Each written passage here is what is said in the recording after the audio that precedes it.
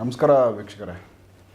ರಾಘವೇಂದ್ರ ಅವರೀಗ ದೇವರು ದೇವಸ್ಥಾನ ಈ ವಿಚಾರಗಳು ಬರಬೇಕಾದಾಗ ನನಗೆ ಇನ್ನೊಂದು ಫ್ಲ್ಯಾಶ್ ಏನಾಯಿತು, ಕೆಲವರು ಮೈ ಮೇಲೆ ದೇವರು ಬರ್ತವೆ, ಪೂಜಾರಿಗಳು ಪುರೋಹಿತರು ಇವ್ರಿಗೆ ಇಲ್ಲ ಅಲ್ಲಿ ಹೋಗೋ ಭಕ್ತರಿಗೆ ಇಮ್ಮಿಡಿಯೇಟಾಗಿ ದೇವ್ರು ಬಂದು ಏನೇನೋ ಮಾಡೋದು ಅಲ್ಲಿ. ಅಂದರೆ ಕಂಟ್ರೋಲ್ ಹಿಡಿಯೋಕ್ಕಾಗಲ್ಲ, ನಮ್ಮ ಕಂಟ್ರೋಲ್ಗೆ ಸಿಗಲ್ಲ. ಆ ಥರ ಅವ್ರದ್ದೇ ಬೇರೆ ಥರ ಇರ್ತವೆ. ಸುಮ್ಮನೆ ಚಿರಾಟ ಹಾರಾಟ ಇವೆಲ್ಲ ಜಾಸ್ತಿ ಇರುತ್ತೆ.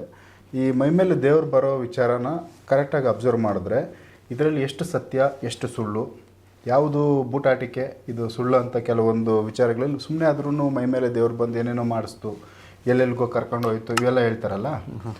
ಇದು ಯಾವ ಥರ ಇಲ್ಲ ಒರಿಜಿನಲ್ ದೇವ್ರು ಬಂದರೆ ಯಾವ ಥರ ಇರುತ್ತೆ, ಇದರಲ್ಲಿ ಏನು ಸತ್ಯ ಏನು ಸುಳ್ಳು ಇದೆ ಅನ್ನೋದನ್ನು ತಿಳಿಸಿ. ಅದೇ ಈಗ ನೀವು ಕೇಳಿದ್ರಲ್ಲ, ದೇವರು ಬಂದಾಗ ಚೀರಾಟ ಹಾರಾಟ ಅನ್ನೋದಕ್ಕೂ ಒಂದು ಕಾರಣ. ಅಂದರೆ ಕೆಲವು ಅಂದರೆ ರುದ್ರಶಕ್ತಿಗಳ ದೇವರುಗಳು ಅಂದರೆ ಅವ್ರಿಗೆ ಶಕ್ತಿ ಜಾಸ್ತಿ ಇರ್ತವೆ. ಈಗ ವೀರಭದ್ರ ಸ್ವಾಮಿ, ಕೆಲವು ಶನೇಶ್ವರ, ಈ ಥರ ಕೆಲವು ಅಂದರೆ ರುದ್ರಶಕ್ತಿ ಅಂದರೆ ಅವ್ರ ವಿಪರೀತವಾದ ಶಕ್ತಿ ಇರ್ತವೆ ಗಂಡು ದೇವರುಗಳು.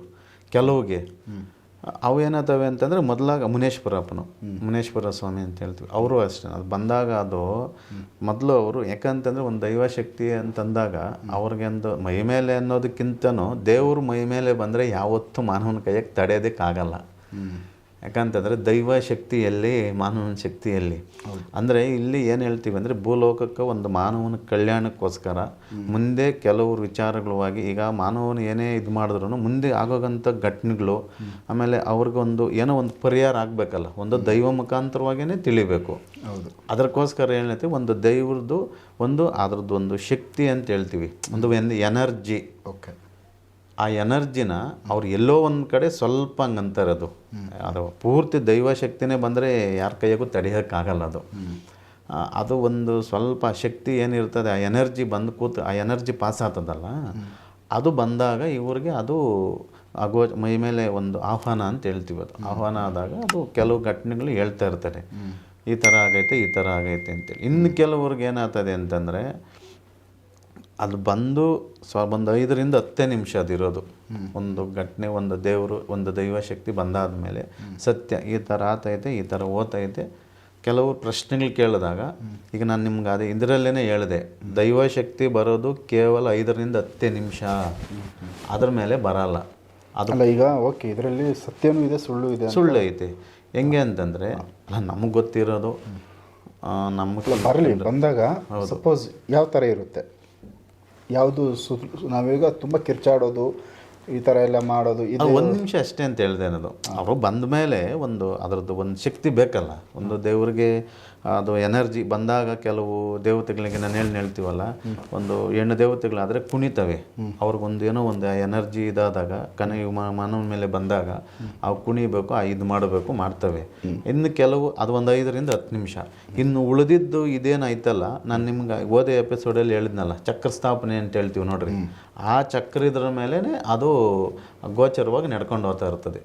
ಕೆಲವ್ರಿಗೆ ಅವ್ರಿಗೆ ನಾವು ಚಕ್ರಸ್ಥಾಪನೆ ಅಂತ ಏನು ಹೇಳಿದ್ವಲ್ಲ, ಇದು ಅವ್ರಿಗೆ ಅದು ನಾಟಿಸ್ಕೊಂಡು ಅದು ಕೆಲವ್ರು ಆ ರೀತಿನೂ ಮಾಡ್ತಾ ಇರ್ತಾರೆ. ಅದು ಅಷ್ಟೇ. ಓಕೆ, ಇನ್ನೇನು ಅದು ದೈವಶಕ್ತಿ 5 ರಿಂದ 10 ನಿಮಿಷ, ಅದ್ರ ಮೇಲೆ ಯಾರ ಕೈಯಾಗೂ ತಡೆಯೋಕ್ಕಾಗಲ್ಲ, ತಡೆಯೋಕ್ಕೆ ಚಾನ್ಸು ಇಲ್ಲ, ನಮಗೆ ಗೊತ್ತಿರಂಗೆ ನಾನು ತಿಳ್ಕೊಂಡಿರೋದು.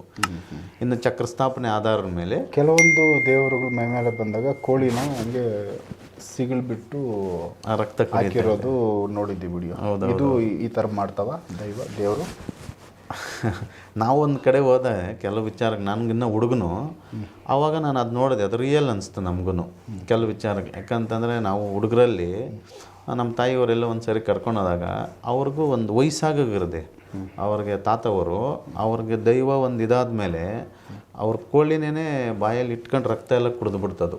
ಅಂದರೆ ಇವಾಗ ಏನು ಕೊಡ್ತೀವಲ್ಲ ಒಂದು ಬಲಿ ದೇವರುಗಳು, ಅವರು ಬಂದಾಗ ಅದು ಆಟೋಮೆಟಿಕ್ಕಾಗಿ ನಡೀತೈತಿ. ಇದು ಒಂದು ರಕ್ತ ಕುಡಿಬೋದು, ಅದು ರಕ್ತ ಅಂದರೆ ಅದು ಆದಮೇಲೆ ಒಂದು 5 ರಿಂದ 10 ನಿಮಿಷ ಅಂತ ಹೇಳ್ತೀವಲ್ಲ ಅಷ್ಟು. ಕೆಲವರು ಭಕ್ತರಿಗೆ ಡೈರೆಕ್ಟಾಗಿ ಅವ್ರ ಪ್ರಶ್ನೆಗೆ ಆನ್ಸರ್ ಮಾಡ್ತವೆ.